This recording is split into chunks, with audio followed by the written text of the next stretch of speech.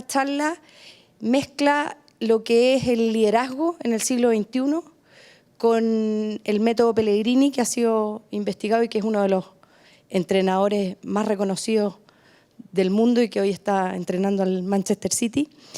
Y es una charla que va a mezclar ambos mundos y los va a combinar. Y para eso tenemos dos expositores de muy alto nivel que les quiero presentar. Felipe Bozzo, que es fundador de Leader Building. Él es speaker internacional, ha sido profesor invitado en escuelas de negocios de Chile, Colombia, España y otros países. Ha sido asesor de directivos y gerentes. Ha trabajado con multinacionales, con universidades, con organismos internacionales y con empresas de los más variados ámbitos y sectores. Él es MBA de SIG en Valencia y es posgraduado del IES de Barcelona. Tiene estudios de comunicación en la Universidad de Bocconi, Milán, estudios de PNL en Londres con Richard Bandler y de neurociencia de Barcelona. Un aplauso para Felipe Bozzo, por favor.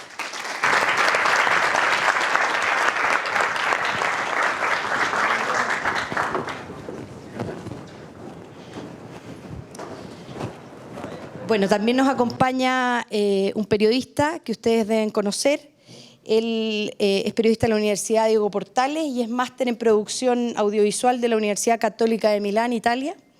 Él tiene 17 años de trayectoria como periodista, conductor y comentarista en televisión. Hoy está trabajando en Radio Biobía y es columnista en la revista ¿Qué pasa? Y realiza entrenamientos de liderazgo con Leader Building. Ha tenido la suerte de ser enviado especial en 4 Copas del Mundo y 3 Juegos Olímpicos. Y a fines del 2011 publicó su primer libro, La Caída, texto que ya lleva 6 ediciones. Y a fines del año pasado, en noviembre, publicó el método Pellegrini, que ya lleva más de 5.000 ejemplares vendidos. Con ustedes, Francisco Sagredo. Gracias. ¿Estamos? Sí. Bueno, es como un torpedeo que le hacen a uno con el currículum de Felipe, que lo presenten después, pero vamos a tratar de que eso no se note. Yo estoy esperando escucharme. Sí, bueno, muchas gracias por venir hoy día. Como decía Fabiola, unir dos mundos, el mundo del fútbol, el mundo de un director técnico, el mundo de un camarín, con el mundo de la empresa, con el mundo de los recursos humanos, con el mundo del liderazgo. Parecen cosas muy extrañas, pero son cosas que están realmente muy conectadas. Y mi parte de la charla tiene que ver con el método Pellegrini. ¿Por qué yo hice un libro de Manuel Pellegrini? Tengo un amigo futbolero que en la liga me preguntó un día, oye, y voy a ser textual, les pido perdón por mi francés antiguo, ¿vos estáis enamorado de Pellegrini? O sea, ¿por qué te gusta tanto Pellegrini? ¿Te gusta cómo juegan su equipo? ¿Eres un fan de Pellegrini? Y la verdad que, bueno, en primer término, tiene buena pinta el caballero, pero yo no estoy enamorado de Pellegrini, eso es lo primero. Lo segundo, soy una persona que por mi profesión me ha tocado mucho criticar a Pellegrini, me ha tocado comentar partidos de la Champions League con él, me ha tocado viajar, me ha tocado verlo en el éxito y el fracaso, y hay veces que me ha tocado aplaudirlo y criticarlo de manera positiva y otras veces de manera negativa. Y en tercer lugar, soy un admirador de su fútbol, porque es un fútbol muy ofensivo, pero muchas veces me dan ganas de tirarle una zapatilla al televisor porque no hizo tal cambio o porque no es un poco más ofensivo o más defensivo en determinadas situaciones. Pero los gustos personales, y sobre todo en algo tan subjetivo como el fútbol, en este caso los saco absolutamente. Porque ¿qué es lo que me motiva a mí para escribir un libro y hacer una investigación que significó 2 viajes a Europa, un viaje a Estados Unidos, 4 viajes a Argentina, un viaje a Ecuador, una inversión importante de Penguin Random House, la editorial que me publicó por tercera vez un libro? ¿Qué es lo que me motiva a mí? Es que aquí pasó algo extraordinario. O sea, aquí hay la historia de un chileno, técnico chileno, nos vamos a morir yo, ustedes, nuestros nietos, y no va a haber otro técnico chileno que llegue al Real Madrid y que sea campeón en Inglaterra. Solo una muestra, un botón. Existe un solo entrenador en la historia de la liga inglesa, no en la Premier League que lleva 25 años, sino de toda la liga inglesa que lleva más de 100, no europeo en ser campeón. Ese técnico se llama Manuel Pellegrini y es chileno. Entonces pasó algo extraordinario. Y a mí me llama la atención de por qué pasó esto. Entonces quise investigar ¿Por qué Manuel Pellegrini es un tipo que, como sale en el libro, uno entrevista a Josep Guardiola, que es un entrenador de nivel mundial, que es muy probable que él que le va a serruchar el piso ahora a Pellegrini porque va a llegar a ese club? Y Guardiola acepta dar una entrevista para hablar de Pellegrini y dice que es un entrenador al que admira. ¿Por qué uno tiene la capacidad de encontrarse con jugadores o exjugadores como Raúl, como Valdano, como Marcos Sena, como los jugadores más importantes en este momento del City, Yaya Touré, De Micheli, John Hart, o sea, estrellas del fútbol mundial, y que te hablan todo maravilla de Pellegrini? ¿Por qué el jugador Juan Román Riquelme, argentino, con quien tuvo un conflicto terrible, a quien tuvo que sacar del equipo el año 2007, le preguntan cuando se retira del fútbol tus mejores técnicos, y él dice el Coco Basile y Manuel Pellegrini? Ahí hay algo especial. Y ese algo especial tiene que ver con el método Pellegrini. Pellegrini, uno podría decir, bueno, lo que pasa es que Pellegrini es chileno, pero no tiene pinta chileno, y además desde chico tenía billete, entonces él pudo estudiar y tener una preparación distinta. Está lleno de entrenadores a nivel mundial que han tenido ese tipo de posibilidades y que no han llegado donde él llegó. Está lleno de futbolistas en Chile, aunque no son mayoritarios, que han tenido la opción de tener carrera universitaria. El último de ellos, Arturo Salá, ingeniero, que hoy día es el presidente de la NFP, y que no dieron el salto al máximo nivel planetario de la elite futbolística. ¿Por qué lo hace Pellegrini? Por una serie de pasos que él va construyendo para, haciendo el juego con su carrera, con su profesión, construir los cimientos que se transforman en las bases de la gran obra de Pellegrini, que es su trayectoria. Pellegrini es el cuarto técnico con mayor duración, con mayor permanencia en Europa sudamericano de la historia, en una lista en que incluye a figuras que hay algunos aquí los más jóvenes que ni siquiera van a ubicar, como Elenio Herrera, como Alfredo Di Stéfano, que obviamente ubican. O sea, es el cuarto entrenador sudamericano que ha estado más tiempo en Europa. Fue campeón en Argentina, un lugar donde no triunfan los chilenos. Todos me dicen, pero Marcelo Salas sí, el primero, entrenador ninguno. Fue campeón en Ecuador. Es que Ecuador. Fue campeón de la Liga, con la Liga de Quito Universitaria, donde llegó el Vichy Borghi ahora, que es un equipo que después ganó la Copa Libertadores, un equipo gigante. Fue campeón en Inglaterra en su primer año. Y en España no fue campeón con el Villarreal y el Málaga, pero las campañas que hizo son para salir campeón. O sea, me parece que es más destacable hacer lo que hizo, ser segundo y semifinalista de Champions con el Villarreal, casi que ser campeón con el Manchester City, que es el club que tiene la billetera más grande del mundo. Entonces, ¿cuáles son los pasos ¿qué es lo que hace Pellegrini? Uno podría decir, bueno, es que Pellegrini fue un gran futbolista. Y como fue un gran futbolista, ahí se hizo el cartel para ser un gran entrenador. Ustedes saben cómo le decían a Pellegrini, ¿no?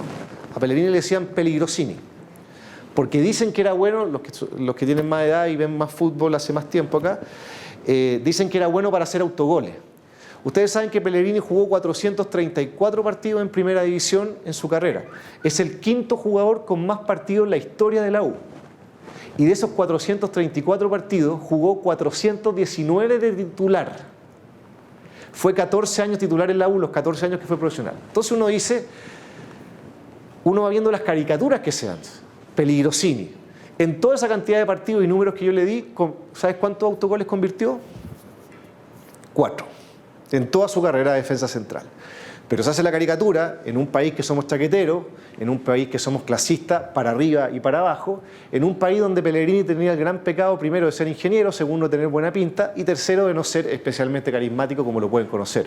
La primera vez que yo estuve con Pellegrini en Manchester, me di cuenta que el gran desafío mío era hacer que una persona que es fome de escuchar sea entretenida de leer, que era la situación que pasa con Manuel. Entonces uno dice, bueno, él no da este salto a gran técnico por ser un tremendo futbolista. Un futbolista regular, de mucho esfuerzo, pero no una gran figura. Entonces uno podría decir, bueno, pero es que él decide ser entrenador y da el salto rápido porque le empieza a ir bien muy rápido. Bueno, Manuel Pellegrini debuta el año 88 a cargo de la Universidad de Chile y hace la gracia inigualable de manda al descenso a la U. O sea, es el único técnico en la historia del fútbol chileno que mandó al descenso a la U de Chile, que nunca había bajado, al igual que Colo-Colo, que es el único que queda así. Entonces uno dice, yo les pregunto a ustedes, en cualquiera de las actividades que ustedes hacen, que se imaginen que en su primera experiencia profesional, en la primera que tienen, les llega el siguiente mazazo en la cabeza, que fracasas al nivel máximo. O sea, no hay nada para un entrenador de fútbol, y más encima un entrenador de fútbol de la U, no había nada peor. No que no ser campeón, no que tuviera una mala campaña, que terminara entre los últimos lugares de la tabla. Él se fue a los potreros, se fue a segunda. A mí, por ejemplo, yo pienso, si en mi primer año de periodismo, para hacer un símil, yo me echaba los 12 ramos que tomé, algo me está diciendo que parece que no tengo dedos para el piano para esto. Si yo soy ingeniero comercial y en mi primera empresa que me pasan, que son una empresa con historia exitosa, yo la quiebro en mi primer año, algo me están diciendo que parece que no es lo mío. Bueno, este tipo mandó a segunda la U y en su primera declaración en Camarines, en el Estadio Nacional, cuando empata 2-2 en enero del 89 contra Cobresal y se va a segunda por diferencia de goles, por los números del ingeniero, le preguntan, bueno, ¿y este fracaso? ¿Usted se va a replantear su carrera? Y él dice, para mí es un golpe muy duro, he hecho un máster que equivale a 10 años de aprendizaje, pero no tengo ninguna duda en mis capacidades profesionales. Se reían mis colegas de la época con los cuales he conversado. Bueno, ahí está. Entonces, la seguridad en sí mismo, la confianza, la perseverancia. Y ahí se construye el método en 4 pilares, a mi juicio. Los 4 pilares del método Pellegrini, que son absolutamente identificables, utilizables, replicables, imitables en cualquier grupo humano de trabajo donde haya un líder y donde haya un equipo de trabajo, son, primero, la vocación absoluta. Pellegrini estudió ingeniería civil en la Chile, no estudió periodismo, o sea, estudió algo difícil, estudió ingeniería. Sacó ingeniería, se demoró como 8 años, obviamente, 9 años, porque era futbolista profesional al mismo tiempo.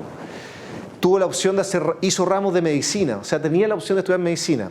Ya era ingeniero y trabajaba mientras era futbolista y tenía la opción de trabajar en la constructora de su padre, una persona de muchos recursos, donde trabajaba su hermano Pablo Pellegrini, tenía la constructora Pellegrini, y edificios importantes de Santiago fueron construidos por ellos. O sea, tenía la seguridad lista. Y más encima, no fue un futbolista muy destacado, obvio que el camino estaba construido. ¿Qué es lo que hace él?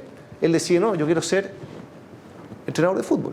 Tiene el apoyo de su mujer, pero oye, esta es una lotería que estáis lanzando. O sea, está renunciando a la seguridad absoluta por ser entrenador de fútbol. Una profesión que se camina en la cornisa todo el rato y que pierdes 4 partidos y te vas para la casa.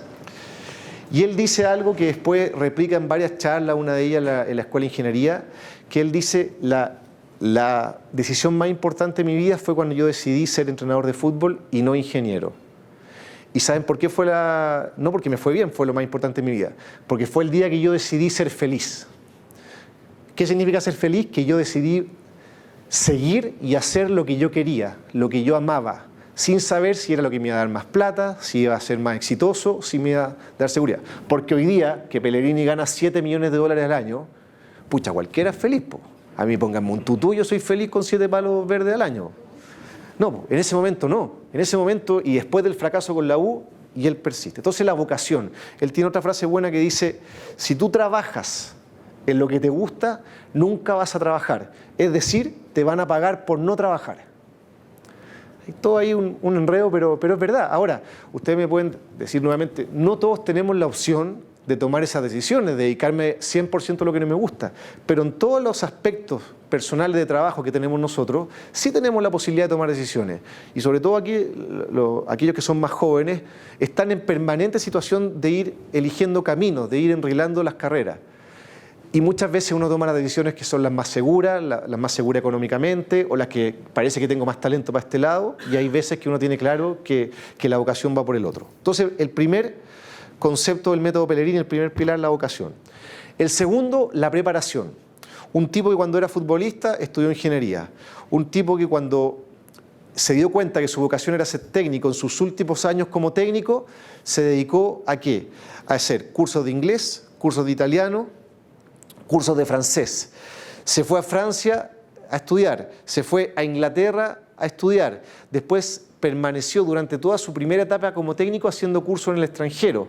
Es el primer entrenador chileno que empieza a hablar en los años 90 de liderazgo, de todo lo que tiene que ver con estas charlas motivacionales. Cuentan sus cercanos que era un tipo de 4 libros, así entrenaba a la Católica, y andaba con 4 libros de liderazgo internacional, todo en inglés, etc.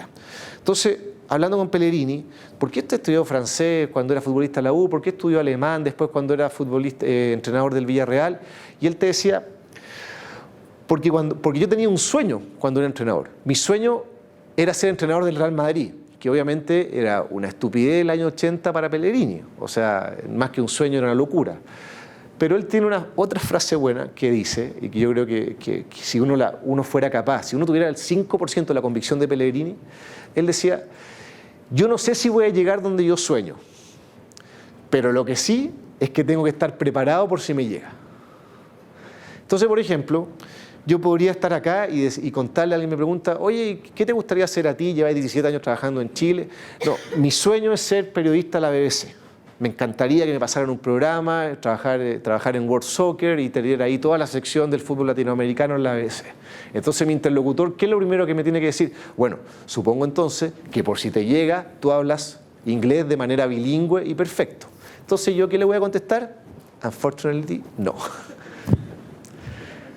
Hablo inglés, pero obviamente no podría trabajar en la BBC en pantalla. Entonces, el concepto de él es cómo uno lo lleva al día a día, que uno muchas veces anda en la pega diciendo, oye, me gustaría ser jefe, o me gustaría hacer esto, que si a mí me pasaran esta decisión yo lo haría así, yo manejaría el equipo así. Bueno, la pregunta que tenemos que hacernos todos es que si nosotros hemos hecho las cosas para que si nos llega esa oportunidad estemos preparados. Él estuvo preparado 100%, y el gran ejemplo que yo tengo es uno que me parece insólito, y que él se ríe cuando uno le pregunta, dice, pero no, si me parece normal. Ustedes saben que él entrenaba al Villarreal de España, y el Villarreal estaba en Champions League y Liga, es decir, jugaba 3 partidos a la semana. Entonces tuvo un partido de Liga el fin de semana, ¿ok? Tuvo un partido de Champions el martes o miércoles, ¿ok? Y llega el partido de Liga el sábado y se da cuenta de que está desgastada su voz. Y dice en ese momento, tengo 52 años, me quedan por lo menos 20 años de técnico a nivel profesional y la voz es muy importante para un entrenador. Yo algo tengo que hacer, no puedo perder la voz, porque se da cuenta que la tiene gastada por gritar, no porque está con resfriado, una alergia, etc. ¿Saben qué hace? Toma clases de canto. 1 año clases de canto en una academia en Castellón. ¿Para qué? Para aprender a sacar la voz desde el diafragma y aprender a sacar la voz desde abajo. Imaginarse a Pellegrini en una clase de canto cantando bachata y todo, pero bueno, él dice que no aprendió a cantar, pero que sí a gritar. Entonces, lo segundo, preparación. Lo tercero, dedicación absoluta.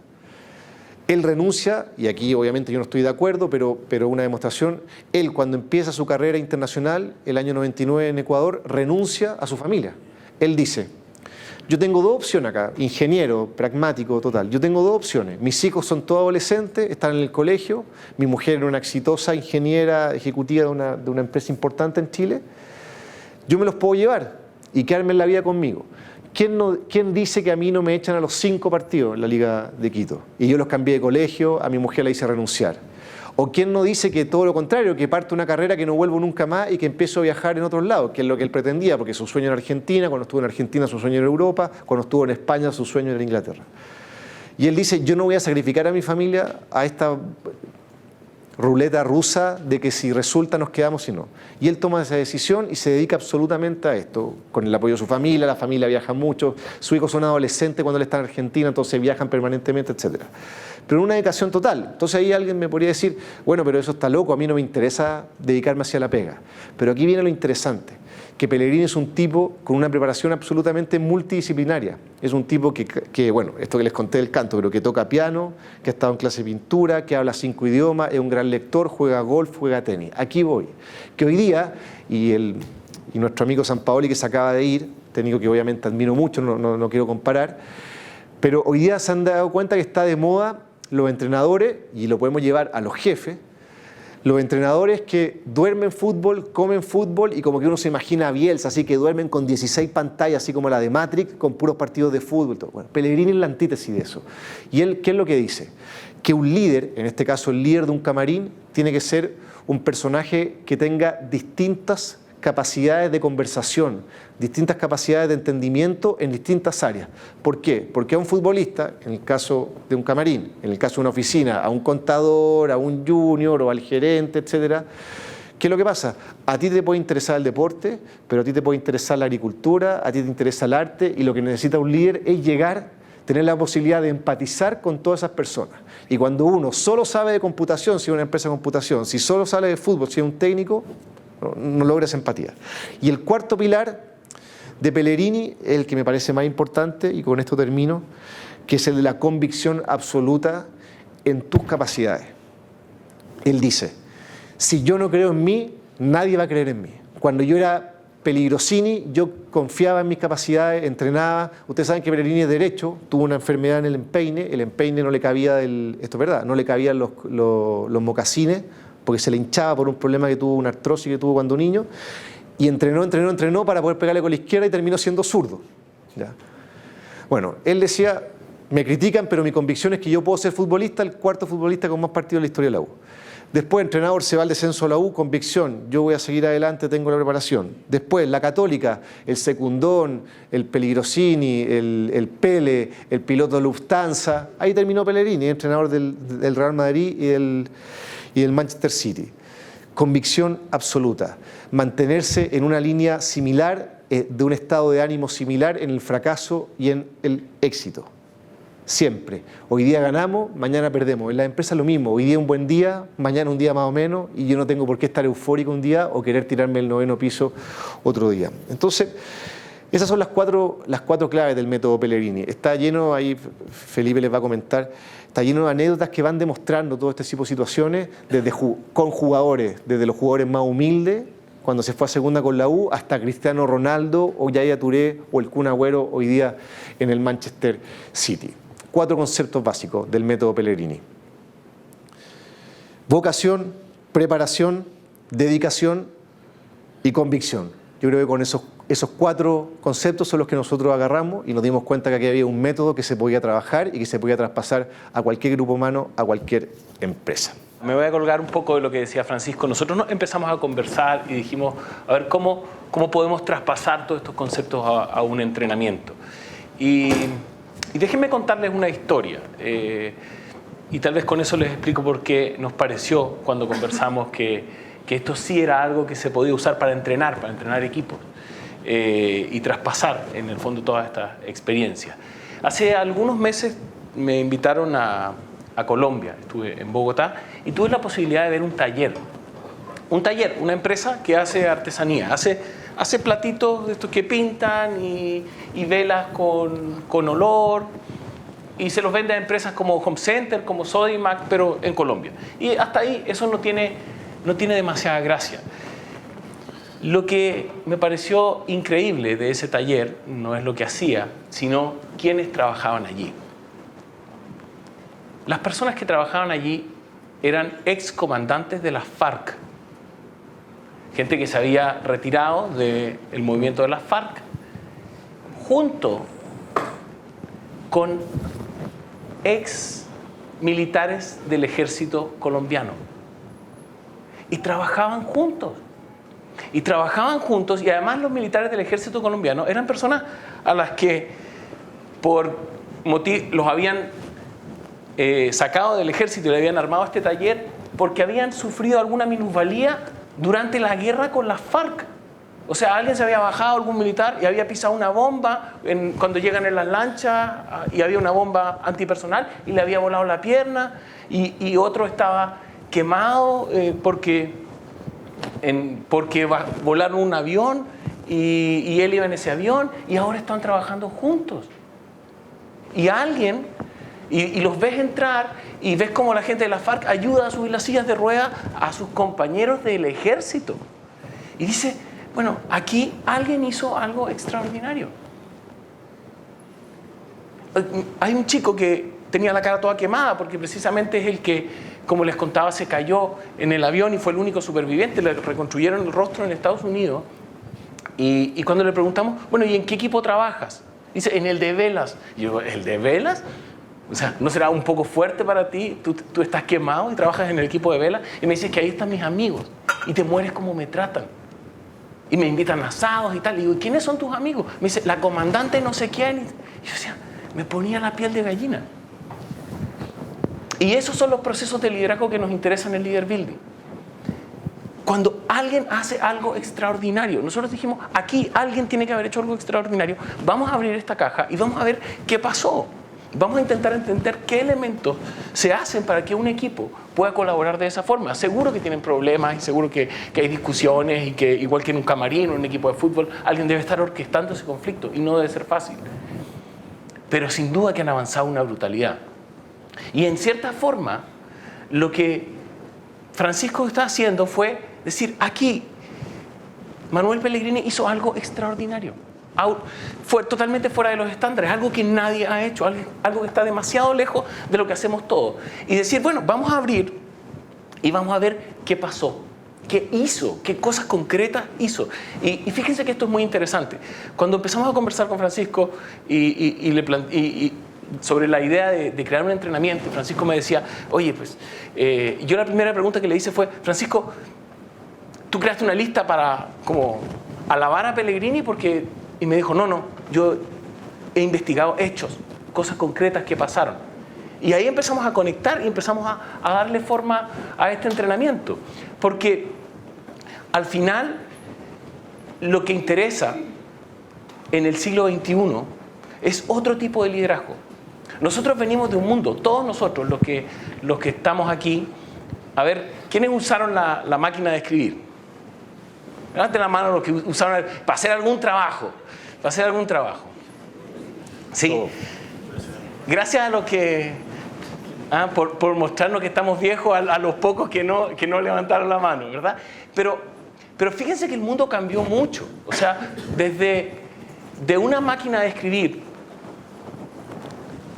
a un iPhone, hay unas transformaciones brutales. El mundo de la máquina de escribir, el mundo del siglo pasado, era un mundo radicalmente diferente al mundo que vivimos hoy. Era un mundo más controlado, menos complejo. No estábamos interconectados, ¿verdad? Posiblemente la prensa era mucho más fácil de influir y de manejar, ¿verdad, Francisco? Que lo que es hoy. Hoy es muy complicado. Hoy estamos en un mundo donde todos nos conectamos y donde de repente pues, ese tipo de liderazgo casi superhéroe. Porque nosotros los procesos de liderazgo que estudiábamos en la universidad y todos los líderes que se estudiaban en el siglo XX eran como Martin Luther King, el Che Guevara,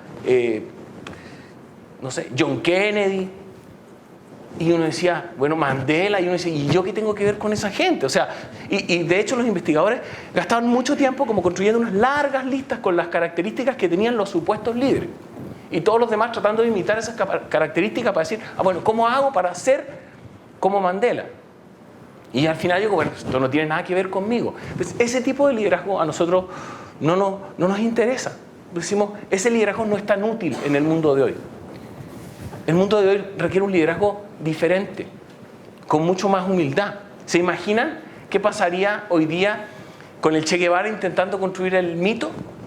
Con cuentas de Twitter y con memes por ahí, circulando con fotos del Che Guevara, seguro que sería más difícil, ¿verdad? Entonces, cuando fui a hablar con Claudia, que Claudia Gaitán es la directora de ese taller que hacen esta artesanía con este equipo tan particular, me encontré con algo parecido a lo que Francisco se encontró cuando fue a hablar con Pellegrini. Que Claudia no era carismática, además no era alta, era bajita. Pellegrini por ejemplo decía, bueno, es alto, tiene los ojos azules, era bajita, no era carismática, no entraba en ningún parámetro, les aseguro, con el que ustedes se imaginarían a una líder, pero estaba haciendo cosas increíbles. Seguro, ¿verdad, Francisco, que en sus inicios pues nadie imaginaba, nadie decía que Pellegrini tenía todas las características para transformarse en un gran líder? No, lo que pasa es que lo que decíamos es, él es un tipo es impresionante cuando uno está con él. Yo tuve varias entrevistas en Manchester acá. Él construye un muro de vidrio acá. Entonces tú lo ves y lo escuchas, pero es imposible penetrarlo en sus emociones. Eso está dentro de su método. Él ha tomado esa decisión. Él ha decidido, yo quiero tener una relación con los medios de comunicación y con la prensa así. A mí lo que me interesa es lo que se construye adentro. Porque ahí hay otro elemento de él, que es que un líder no tiene que influenciarse por el ruido de afuera, sino que tiene que influenciarse por el ruido que existe adentro de ese camarín. Y ahí él habla y él dice, y el ruido del camarín o el ruido de la oficina tiene que ser un ruido tiene que ser una sinfonía en que vayan todos acordes. O sea, él orquesta pero conflictos. Aunque hayan distintas características de instrumento, distintas características de personalidad. Entonces, fíjense que eso nos cambia un poco el ángulo. De cierta forma, cuando hablamos de liderazgo, tenemos que dejar de preguntar ¿Cuál es la pregunta típica de cualquier seminario que uno va de liderazgo? ¿El líder nace o se hace? Bueno, esa también es una pregunta complicada, ¿verdad? Pero todo está, ¿el líder nace o se hace? Olvídense, eso no tiene ningún sentido. Ni los líderes nacen ni los líderes se hacen. El liderazgo se ejerce. Y lo haces consciente o inconscientemente en diferentes etapas de tu vida. El liderazgo es algo que viene en nuestra esencia y que lo tenemos que potenciar o lo tenemos que entrenar. Entonces la pregunta no es si eres o no eres líder, sino cómo se hace para entrenarlo. Y en ese sentido, en la conversación que hemos ido teniendo con Francisco, empiezan a aparecer aquí un montón de elementos que tienen que ver con cómo ejercer el liderazgo. Y yo, sintetizándolo de otra forma, les diría un poco que la gente que ejerce buenos procesos de liderazgo, y sobre todo entendiendo el liderazgo como esas transformaciones de un equilibrio muy malo, como un camarín roto, a un equipo campeón, ¿verdad? Francisco me contaba, conversábamos mucho de la experiencia que tuvo Pellegrini en el Málaga, que incluso en un minuto no les pagan el sueldo. Exacto. No les pagan el sueldo y después llevan Málaga a cuartos de final. Cuarto final. Ahí él dice, vamos por la gloria. Él lo que le dice a los jugadores que no estamos cobrando, tienen derecho ustedes mañana a irse de acá, pero estamos haciendo una campaña impresionante a pesar de esta mala situación. Yo los invito a ir por la gloria. Esa es la frase que me cuentan los jugadores que usó. Que olvidemos la plata por un rato, que olvidemos la situación, aquí todos tenemos para comer, etc. Vamos por la gloria. En el fondo logró que un grupo de trabajo viera un objetivo que iba más allá de las dificultades que tenía el grupo de trabajo. Bueno, hicieron la campaña que hicieron y ahí tuvieron un arbitraje, debieron haber clasificado a semifinales. Sí, tuvo un arbitraje bien injusto. Contra el Borussia Dortmund, sí. Exacto. Y ahí está un técnico que se llama Klopp, que es un técnico alemán que ahora está en el Liverpool y que fue, que lo paseó, le ganó, le tiene una bronca ese, más que a Mourinho. Entonces, bueno, como les decía, si la pregunta es ¿qué hay que hacer? ¿Qué hay que hacer? Y lo primero que uno encuentra en Claudia o en Manuel es que es gente que ama lo que hace. O sea, es gente que ha tenido el coraje de decir, esta es mi pasión y yo me dedico. Y fíjense que cuando digo decirlo es fácil, pero hacerlo implica asumir pérdidas y a las personas no nos gusta perder. Jugamos más plata en el casino cuando vamos perdiendo que cuando vamos ganando, ¿verdad? Porque siempre queremos recuperar, no nos gusta irnos perdiendo, nos cuesta mucho perder. Y cuando alguien hace cosas extraordinarias porque en algún momento de su vida, y siempre lo vas a encontrar, ha tomado una decisión valiente de decir, esto es la persona que yo quiero ser, ese es mi talento, esa es mi vocación, eso es lo que amo hacer y me voy a dedicar. Y asumo las pérdidas que conlleva. Y puede ser pelearte con tu papá, o con tu abuelo, o romper una tradición familiar. Son pérdidas reales, son pérdidas de lealtades, son pérdidas de amigos. Te toca cambiar de vida, te toca juntarte con otra gente. Lo segundo es que los procesos, siempre que vemos a alguien que consigue cosas extraordinarias, tiene antes algo que nosotros llamamos la victoria personal. O sea que los resultados externos no son lo primero es una batalla que ganas contra ti mismo. Y que hace que tu liderazgo luego vaya creciendo como una espiral. O sea, tú vas primero. Esas personas son ellos el cambio que quieren ver. Y después afectan a una persona, a un equipo o a una sociedad completa. Otra cosa muy interesante del caso de Manuel Pellegrini es que él interviene en todos esos niveles de liderazgo. Fíjense que él primero se autolidera y el libro tiene una cosa muy interesante porque es básicamente una experiencia de autoliderazgo, de su capacidad de liderarse a sí mismo. Pero después él interviene y orquesta el conflicto todo el tiempo, uno a uno. Y lo cuenta bien en el libro, como, oye, hablo con un jugador, después hablo con el otro, y cómo hago para que que no va a jugar no se sienta amenazado y no me... Después también interviene en el tercer nivel, o sea, en el equipo. Cómo instala una emoción de gloria, como decía Francisco, o de triunfo. Y finalmente, que yo creo, no sé si es así Francisco o no, interviene en el cuarto nivel del liderazgo, que es ya con la prensa, o sea, fuera de la organización, que yo intuyo que es la que menos le gusta, ¿no? O sea, él tiene otra frase buena que él dice: cuando un técnico se basa en lo que opinan de él, primero se vuelve loco porque no lo puede manejar. O sea, súper pragmático. Es un consejo que le dan siempre a uno en situaciones de crisis y todo: preocúpate de lo que podéis controlar, no te preocupéis de lo demás. Y él dice: yo no me puedo volver loco porque no lo puedo controlar. Y lo segundo, si tú le filtras a la prensa cosas para tu conveniencia, cosa que hacen muchos los entrenadores, que en las últimas 2 semanas lo hemos visto con mucha claridad, a la larga te transformas en un esclavo de ese periodista, de ese medio. Entonces él asume esa situación. Y en relación al tercer punto, ese de liderar los equipos, una cosa que es clave, que hay 25 ejemplos en el libro, y ejemplos no dados por Pellegrini, sino que ejemplos entregados por los jugadores. El tema de la justicia, el tema de cómo cuando tú manejas a un equipo, para tú ganarte el respeto de ese equipo, tienes que tener un nivel de justicia permanente, incluido, que no significa no tener barras. Si uno humanamente le cae mejor a este que otro, este compañero de trabajo, más que este otro jefe, etc. Pero él dice: yo le puedo tener barra a alguien, pero tengo que ser igual de justo con este que con el otro, me caiga bien o me caiga mal. Y eso es muy agradecido por los equipos en los que él ha estado, incluido por este caso que yo decía, que es el de Riquelme, que es una persona a la cual sacó del club, sacó a la gran figura del equipo, sacó al mejor vendedor del grupo de ventas, sacó al mejor futbolista del camarín, y ese año fue la mejor campaña de la historia del Villarreal en la Liga, que fue segundo. O sea, tiene un liderazgo bien basado en valores. Valores de equipo, totalmente. Valores de equipo. O sea, al final, claro, cuando se habla de liderazgo se habla mucho de esta trilogía de unas metas, un líder y unos seguidores. Y no necesariamente se habla de valores ahí. Se dice, bueno, pues Hitler igual fue líder, pero qué interesante, qué interesante resistirse a eso e investigar casos de personas que hacen cosas extraordinarias, que tienen un profundo sentido humano. Además, eso es muy interesante en su caso. Pero fíjense que toda la clave parte en autoliderarse. Y gran parte de nuestros entrenamientos parten ahí. O sea, hacer un cambio empezando por ti. Ser tú el cambio que quieres ver, y para eso no se necesita ni autoridad, ni mucho menos. Puedes influir siendo la persona que eres con las características que tienes, si eres capaz de autoliderarte. Y estamos en buena fecha, porque ¿cuándo es la fecha donde uno hace los propósitos de mejora personal? ¿Cuál es? ¿Y qué día? El 31 de diciembre. ¿A qué hora? A las 11:55. ¿Y qué pasa a las 12 cuando llega? ¿Y el propósito cuál es?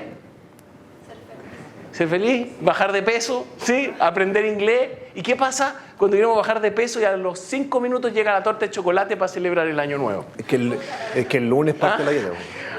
Sí, que el lunes, que como no dormí, hoy día es como ayer. O sea, fíjense que todo el tiempo nosotros fijamos una dirección consciente, racionalmente, usando el córtex prefrontal, que es lo que tenemos aquí, la máquina más potente que hay en este planeta. La tenemos aquí y usamos nuestro neurocórtex y decimos, yo quiero ir para allá y quiero bajar 5 kilos, y justo después nos comemos un chocolatito para darnos un premio por la excelente decisión que acabamos de tomar. ¿Sí o no? O sea, somos continuamente inconsistentes con nuestros propios planes, y empezar a construir la capacidad de liderazgo no tiene que ver con hacerte carismático ni con hablar en público, sino que tiene que ver con empezar a ser capaz de seguirte en tus propios planes. Y entonces la pregunta que también nos hacíamos es decir, bueno, ¿y cómo se hace eso? ¿Qué hay que hacer para ser capaz de no comerte el pedazo de chocolate y seguir tu plan y tener esa fuerza, esa convicción de la que habla Francisco? ¿Cómo se hace? Fuerza de voluntad, ¿cómo se construye? ¿De dónde se saca? Nosotros encontramos 3 respuestas, y las respuestas están, primero, y que levanten su mano. Levanten su mano conmigo, por favor, sí, todos, y la ponen en su cabeza. Y dicen, esta es la máquina más potente de este planeta. Repítanlo. Y ahora pónganse a su compañero de al lado. Bien. Esta es la segunda máquina más potente de este planeta. Okay. O sea, parte de liderarte tiene que ver con tu cabeza. O sea, hay una parte que está en la máquina más potente que hay en este planeta. Si vinieran los extraterrestres y se roban a algún ser humano, la tecnología más poderosa, por eso los extraterrestres secuestran seres humanos, porque es esa, es el córtex prefrontal, lo que está aquí. ¿Pero eso es verdad o en las películas? Eso es verdad, se lo llevan, dicen, para estudiar la tecnología. y fíjense que entonces se lo llevan y uno dice, bueno, ¿esa máquina para qué sirve? Esa máquina sirve para hacer planes, para tener esa visión. Como decía Manuel, empezó con el fin en mente. O sea, él empezó su carrera, estaba fracasando y él tenía puesta la mente en el fin. Y las cosas que hacía eran consistentes. Ahí hay una anécdota buena, que es que cuando Pellegrini era técnico de Palestino, en el año 91, Palestino era un equipo, lo primero que hizo Pellegrini, llegó, se dio cuenta que las paredes del camarín estaban con moho, ahí en el Wembley de la Cisterna, que es un estadio pero muy pobre, y mandó él a pintar todo, lo pagó él, no había recursos. Y cuando iba camino hacia su casa, pasaba siempre en la avenida La Florida, y por ahí hay una chopería, que es la chopería de Caupolicán Peña. Caupolicán Peña es un antiguo entrenador del fútbol chileno que tiene una chopería hasta el día de hoy, y que fue presidente del Colegio Técnico y que fue director técnico de la Selección Nacional en el año 77-78. Y Caupolicán me cuenta en el libro de que Pellegrini venía, se tomaban unos chops, conversaban de fútbol, técnico de Palestino después de haber mandado el descenso a la U. O sea, no es que no tenéis futuro, es que no existí. Y él le decía, yo voy a ser técnico del Real Madrid, Caupolicán. Ese es mi sueño.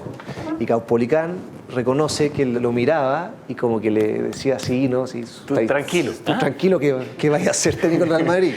Y que pensaba después, pobrecito. Ahí llegó. Y 8 años después de eso, el año 97, 7 años después de eso, a él lo echan de Católica en el peor momento mediático Pellegrini, peor aún que con el descenso de la U, que es con el tema de Bombalé y todo, que el secundón, que hoy día están segundos, así que felicidades para Pellegrini, el Pele, el piloto Lufthansa, un fracasado, bla, bla, bla. Y él se refugia en un emprendimiento privado que hacen, que se llamaba, unas canchas de fútbol que se llamaban El Refugio. Le pusieron el refugio para refugiarse del fútbol chileno, o sea, con Salah y Pellicer, que estaba ahí. Y él se va preparándose, se va de gira a Europa a ver fútbol y está ahí con una serie de técnicos importantes y pasa mucho rato en Inglaterra. Y vuelve, y un día vuelve de ese viaje, y un día va Danilo Díaz, un periodista bien destacado, a una reunión, una entrevista con Salah. Bueno, y se encuentra con Pellegrini en la entrada. Hola Manuel, hola Danilo, ¿cómo te va? Bien. ¿Vienen de un viaje? Sí, mira, vengo de Europa, pero quedé maravillado de la liga inglesa, de la Premier League, realmente espectacular, y decidí que voy a entrenar ahí. No, yo voy a empezar a moverme para entrenar ahí. Manejaba unas canchas de futbolito en la dehesa. O sea, está totalmente fuera del fútbol. Y Danilo tuvo la misma expresión que Caupolicán Peña, sí, que bueno, que te vaya bien y... Oye, Francisco, pero siempre hay alguien que cree. Córtenlo a Siempre hay alguien que cree en ti. O sea, cuando uno mira también estos procesos, siempre hay alguien que no te dio esa palmadita y te dijo, no, tú puedes. O sea, y que te inspira de alguna forma. ¿Él tuvo a alguien también? A Fernando Riera, porque fue su gran mentor.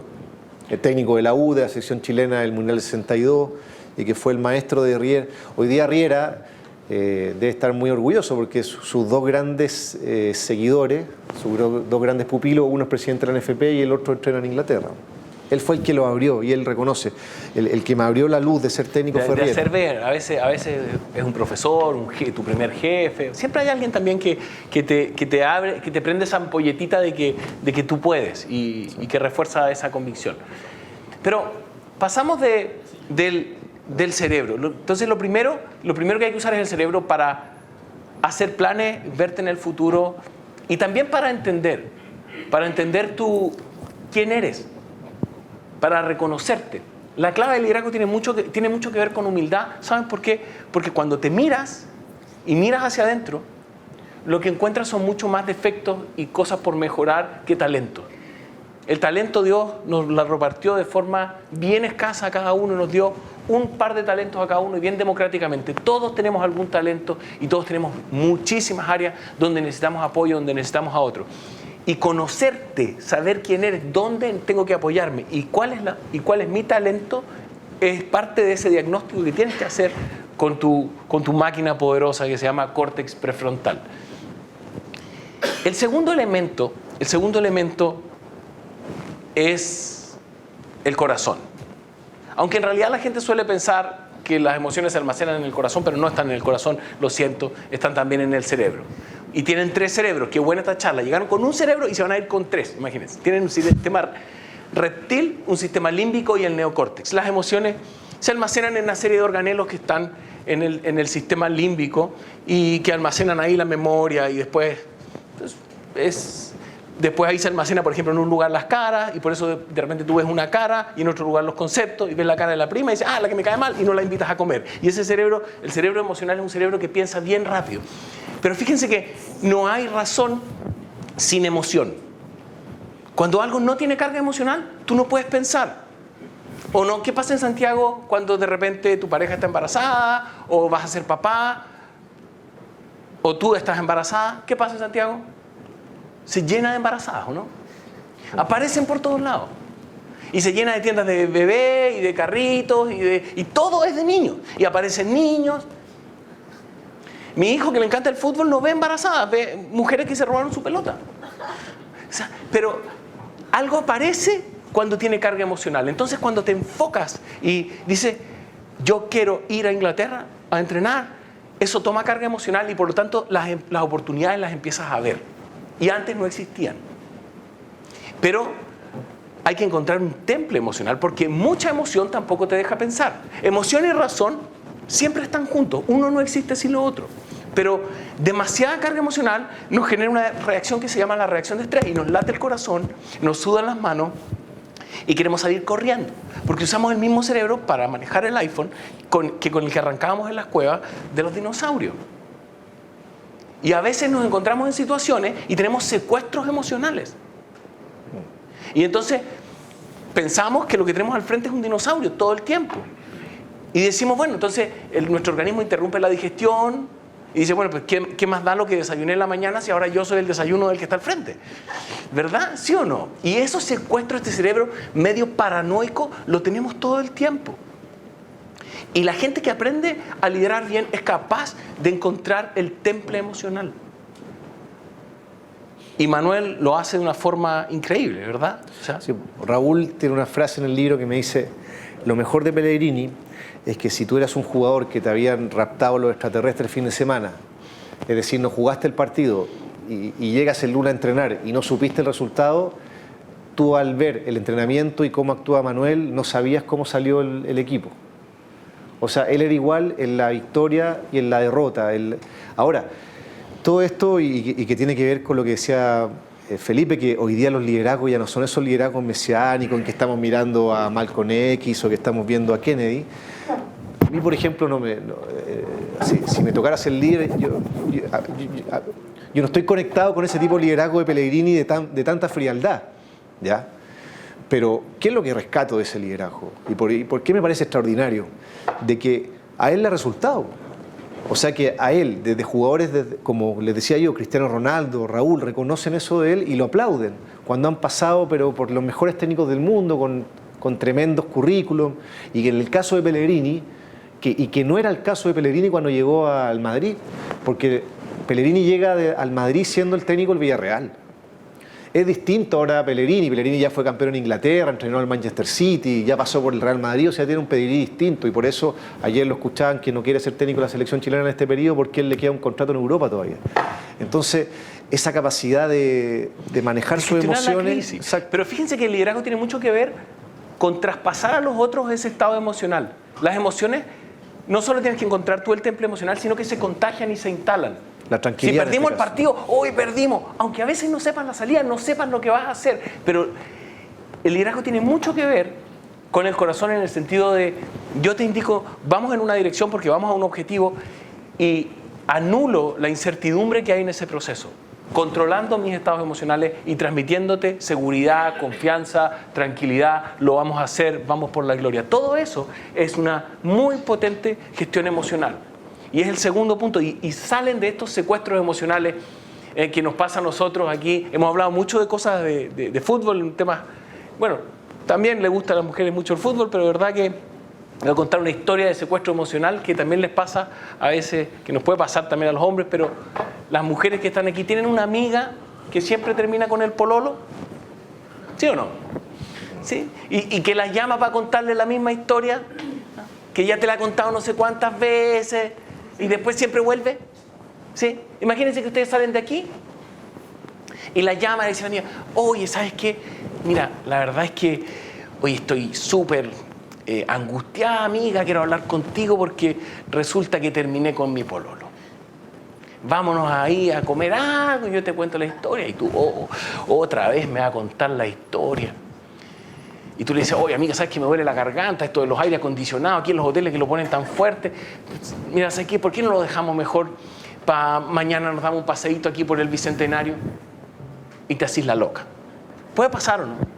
Y después, aquí después de la charla, se toman un vinito aquí, se animan y te vas ahí a Vitacura y dices, oye, vamos, no, que vienen los amigos que no nos habíamos visto hace tiempo, te vas a Vitacura y lo estáis pasando re bien y de repente te encontrás con el hermano de tu amiga. Y en un segundo tu cerebro empieza como loco, oh, ya a pensar qué me va a decir, voy a perder a mi amiga, y tú ya no estás presente, y dices, oye, ¿qué le está pasando? Le hacen mal las charlas de Pellegrini, no sé qué, se cree, o sea, y tú ya no pudiste seguir pensando, no pudiste seguir en la situación, y te vas totalmente secuestrada emocionalmente. Y nos pasa en el día a día, nos pasa en la cola del banco cuando el de adelante se pone a contar las monedas, nos pasa todo el tiempo, nos pasa en nuestras reuniones cuando alguien nos mira con una mirada distinta y dice, ya, me quiere despedir, o te quiere mi puesto, no sé qué, ya me está chaqueteando. Continuamente tenemos secuestros emocionales. Y aprender a liderar tiene mucho que ver con aprender a decir, a ver, cerebro, contrólate y decirle al neocórtex, vuelve a tomar el control, instalemos la tranquilidad, no pasa nada. Corazón. Y el tercer elemento y el último es la acción, las manos. Cerebro, corazón y manos. Cada vez que vemos un equipo que hace cosas extraordinarias, alguien mete las manos al barro y se arremanga y hace cosas. Y hacer cosas implica fracasar. Lo que tienen seguro en el mundo de hoy, un mundo donde estamos todos conectados, donde es tan complejo, donde cualquier error te deja expuesto, y de liderar es una cosa que te expone muchísimo. Lo que tienes por garantizado es que te vas a equivocar y que vas a fracasar y que vas a tener que tomar eso, basarte en tus convicciones, como decía Francisco, decir, bueno, pues lo usaré para aprender y vuelvo a ir a la cargada. Y a la siguiente lo haré mejor.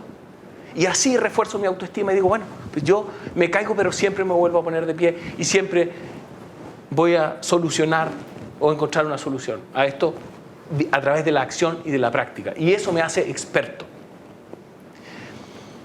Y para terminar, dos historias. Lo primero quiero contarles cómo hizo Claudia para unir ese taller. Y habla mucho de lo que pasa en los procesos de liderazgo. Un día, uno de los chicos de las FARC dice, mira, ¿sabes qué, Claudia? Viene mi papá y no lo veo hace 4 años y me gustaría que le hiciéramos una fiesta. Esa gente no se hablaba, eran como 100 personas, 50 estaban del lado de acá y otras 50 del lado de acá, separados por un muro, y prácticamente no se hablaban. La regla era no se maten dentro, si quieren matarse, mátense fuera. Y le dice, el problema, y le dice Claudio, sí, claro, háganle la fiesta, no hay problema. Y dice, el problema es que mi hermano está al otro lado. Porque lo que hace muchas veces las FARC es que el primer hijo se va al ejército, el segundo se lo lleva a las FARC, el tercero administra la granja y el cuarto es tonto porque no hace nada. Y esa historia humana así de cruzada estaba ahí. Y lo único que dijo Claudia fue, ¿saben qué? Yo 2 fiestas no les voy a hacer. Si quieres, dile a tu hermano que hable con sus amigos para que no se maten durante la fiesta. Y a otra persona se le ocurrió poner un letrero y empezar a contar los días que aguantaban sin matarse. Y varias personas intervienen. Los procesos de liderazgo hoy día no son de un superlíder, son varias personas que intervienen. Y seguro que Manuel también tiene su equipo y su gente de confianza que lo ha acompañado y que también nos ayuda en esos procesos. Son trabajos de equipo, son trabajos... Lleva 15 años con el mismo segundo, con el mismo asistente técnico, el flaco Causilla, Rubén Causilla.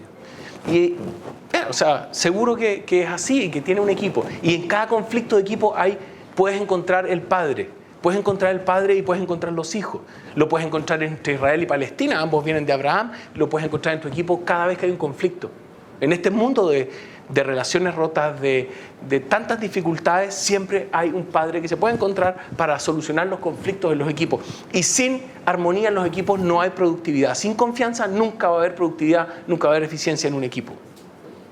Y la última historia que les quiero contar es que hace algunos años iba en un avión y yo la verdad es que, al igual que Francisco, hemos tenido la suerte de poder viajar mucho y por lo tanto yo no tengo demasiado miedo a los aviones, a diferencia de un amigo que se abrocha mucho el cinturón y que piensa que así se va a salvar, pero nunca se salva. O sea, eso no ayuda mucho. Yo voy bastante relajado en los aviones y además suelo ir en la fila de emergencia.